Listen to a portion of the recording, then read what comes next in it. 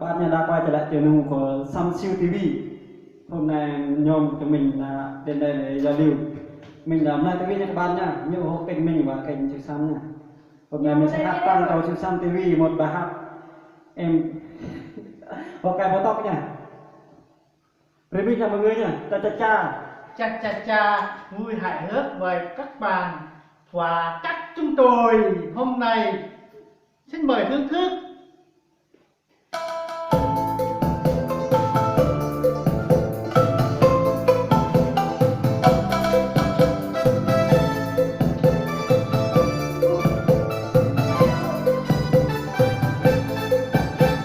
Mẹ Việt Nam mất người sáng qua, ngày lâu đây tiếng bóng hòa bình, lệ mùng nhòa đôi mắt long lanh, nghe tim con vẫn còn ngày xe. Một cành hoa em cài mái tóc, anh đưa em qua quãng đường dài, về thành đồ anh mùa áo cưới, ta thương nhau xây dựng ngày mai. Ta yêu người, ta yêu đời, ta yêu mình, tình được phai. Xin em đừng qua vùng có hoa, xin em đừng đẹp như nơi chim sen ngoan ca, vì tình nào cũng vào đam mê. Anh xin em giữ trọn lời thề, dù mình nghèo người đời khen chê, ta thương nhau xây dựng tình quê.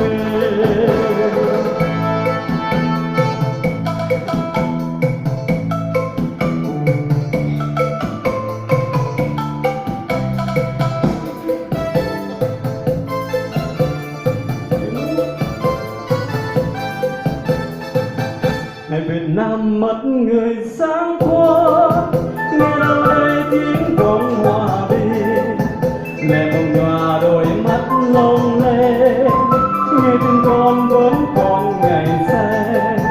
Một cành hoa em cài mái tóc, anh đưa em qua quãng đường dài, về thành đồ anh mùa áo cưới, ta thương nhau xây dựng ngày mai.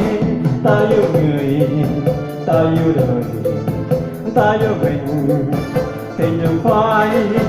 Xin em đừng qua vùng có hoa, xin em đừng đến những nơi tình say loan ca, cuộc tình nào không vào đam mê. Anh xin em giữ trọn lời thề, dù mình nghèo người đời khen chê, ta thương nhau xây dựng tình quê.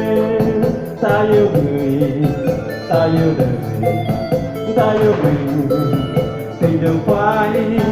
Xin em đừng qua vùng có hoa, xin em đừng đến những nơi xa nhung ta, vì tình nào không vào đam mê.